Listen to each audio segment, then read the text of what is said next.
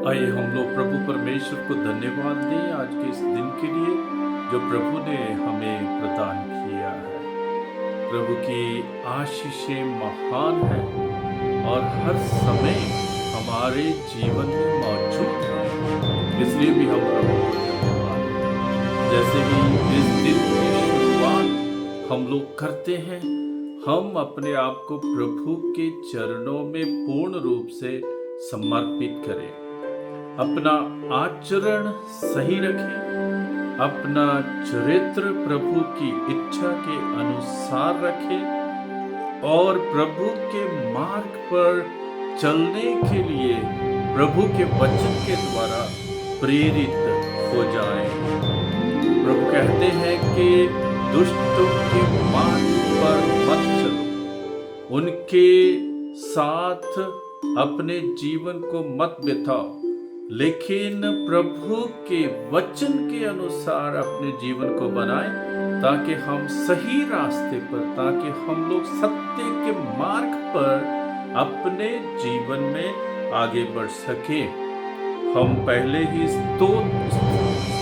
स्तोत्र में पढ़ते हैं कि प्रभु क्या कहते हैं, धन्य है वह मनुष्य जो दुष्टों की सलाह नहीं मानता, पापियों के मार्ग पर नहीं चलता और धर्मियों के साथ नहीं बैठता, जो प्रभु का नियम हृदय से चाहता और दिन रात उसका मनन करता है। वह उस वृक्ष के सदृश है जो जल स्रोत के पास लगाया गया, जो समय पर फल देता है, जिसके पत्ते कभी मुरझाते नहीं। वह मनुष्य जो भी करता है सफल होता है। तो हमारे सामने दो मार्ग रखे जा रहे हैं, एक धार्मिकता का मार्ग और एक अधर्मियों का मार्ग, एक दुष्टता का मार्ग। हमें धार्मिकता के मार्ग पर चलना है। जब हम लोग धार्मिकता के मार्ग पर चलते हैं, तभी हम लोग प्रभुमय हो जाते हैं। बहुत बार हमारे जीवन में कई प्रकार की ऐसी आदतें हैं जो हमें प्रभु से दूर ले जाती है, जो हमें प्रभु के वचन से दूर ले जाती है, जो हमें सही कार्य करने से दूर ले जाती है, जो हमारे जीवन को सार्थक नहीं बनने देती है, जो हमारे जीवन को अर्थहीन बना देती है। उन बातों को हम लोग अपने जीवन से निकाले और प्रभु के मार्ग को पहचाने, प्रभु के वचन को पहचाने, प्रभु की इच्छा को पहचाने।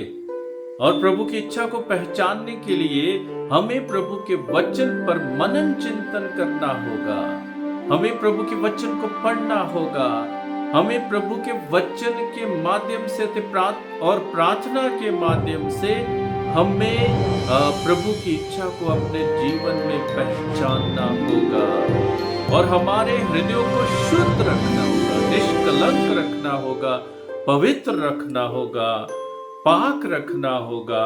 तभी हम लोग प्रभु के मार्ग पर चल सकते हैं, तभी हम अच्छे फल दे सकते हैं। जैसा कि आज के पहले स्तोत्र में हम लोग पढ़ते हैं कि जो भला मनुष्य है, जो अपने आचरण को पवित्र रखता है, जो अपने रास्ते को सही रखता है, जो सत्य के मार्ग पर चलता है, जो प्रभु की शिक्षा का अपने जीवन में पालन करता है और जो प्रभु की शिक्षा को हृदय से चाहता, प्रभु के नियमों को हृदय से चाहता है, वही सही फल पैदा करता है।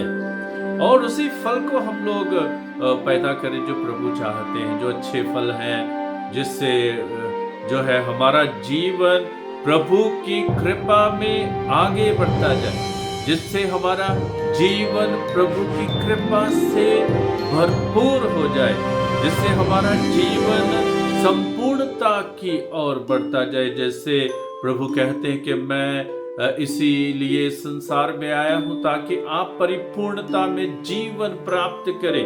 हम तभी परिपूर्णता में जीवन प्राप्त कर सकते हैं जब हम लोग प्रभु के साथ जुड़े होते हैं, जब हम लोग प्रभु के वचन पर मनन चिंतन करते हैं, जब हम लोग प्रार्थना में समय बिताते हैं, जब हम लोग प्रभु के वचन के लिए लालायत रहते हैं और प्रभु की इच्छा जानने के लिए हम प्रभु के वचन के द्वारा प्रेरित रहते हैं, तो प्रार्थना में समय बिताएं, अपने हृदय को शुद्ध रखते हुए, पवित्र रखते हुए, तभी हम लोग प्रभु के मार्ग पर चल सकते हैं। प्रभु दुष्टों को प्यार नहीं करते हैं। प्रभु जो दूसरों को जो दुष्ट सलाह देते उनको भी प्यार नहीं करते हैं। और हमने आज पढ़ा है कि मैं दुष्टों की सलाह नहीं लेना चाहता हूँ, मैं उनकी संगति में नहीं बैठना चाहता हूँ, मैं अधर्मियों की संगति में नहीं बैठना चाहता हूँ, मैं प्रभु के मार्ग पर चलना चाहता हूँ।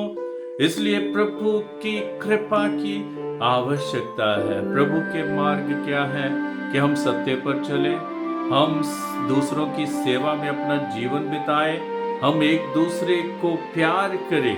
जब हम कहते हैं एक दूसरे को प्यार करें, तो इसका मतलब कि हम अपने पड़ोसी को अपने समान प्यार करें, जैसे प्रभु यीशु ने हमें कहा है। जब हम धर्म की बात करते हैं, तो धर्म केवल अपने आप को प्रभु के साथ ही जोड़ना नहीं है, लेकिन प्रभु से प्रेरणा प्राप्त करते हुए अपने आप को मनुष्य के साथ भी जोड़ना है और मनुष्य की सेवा में लगना है। तभी तो हमें आज्ञा दी गई है कि आप अपने पूर्ण हृदय से, अपने पूर्ण आत्मा से, अपने पूर्ण बुद्धि से, ज्ञान से प्रभु को प्यार करें और अपने पड़ोसी को अपने समान प्यार करें। तो ये जो आत्मिकता है और जो सामाजिक नैतिकता है, ये दोनों साथ साथ जाते हैं। जब तक ये दोनों साथ नहीं चलेंगे, तब तक हम उसको धर्म नहीं कहेंगे या धार्मिक नहीं कहेंगे। धार्मिकता पैदा होनी चाहिए, आत्मिकता से हमारी जो धार्मिकता है वो पैदा होनी चाहिए। और धार्मिकता का मतलब कि हम आत्मा से प्रेरित होकर दूसरों की सेवा में अपना जीवन बिताएं, तभी हमारा जीवन अर्थपूर्ण बनता है। नहीं तो हमारे जीवन का क्या अर्थ है? कुछ नहीं है, कुछ नहीं है। जब हम लोग दुष्टों के रास्ते पर चलते हैं, जब हम लोग छल कपट अपने जीवन में करते हैं, जब हम लोग दूसरों को धोखा देते हैं, जब हम लोग झूठ के मार्ग पर चलते हैं, जब हम प्रभु की सलाह अपने जीवन में नहीं मानते हैं, जब हम लोग प्रभु की शिक्षा को अपने जीवन में नहीं मानते हैं, तो हम कैसे अच्छा फल पैदा कर सकते हैं?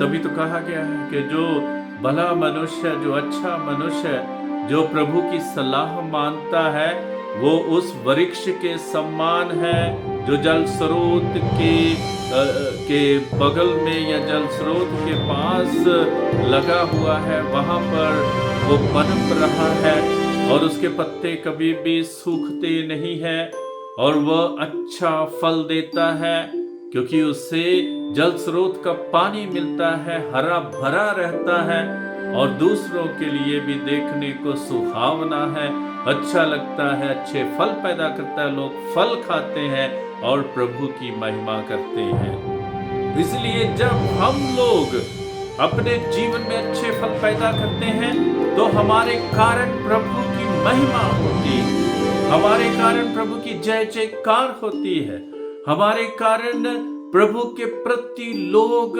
अपने अच्छे विचारों को रखते हैं, प्रभु की और लोग लौटते हैं और प्रभु के पास आते हैं और प्रभु से अपने जीवन को सही प्रेरणा प्रदान करते हैं। तो इसलिए हम अपने जीवन को आज प्रभु के चरणों में समर्पित करें, ताकि हम ऐसा कोई भी कार्य ना करें जो प्रभु की इच्छा के अनुकूल है, जो पवित्रता और शुद्धता के जो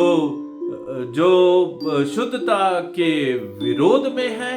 हम वैसे ही कार्य करें जो कार्य हमें प्रभु के साथ जुड़े रखते हैं और दूसरे लोगों के साथ भी जुड़े रखते हैं।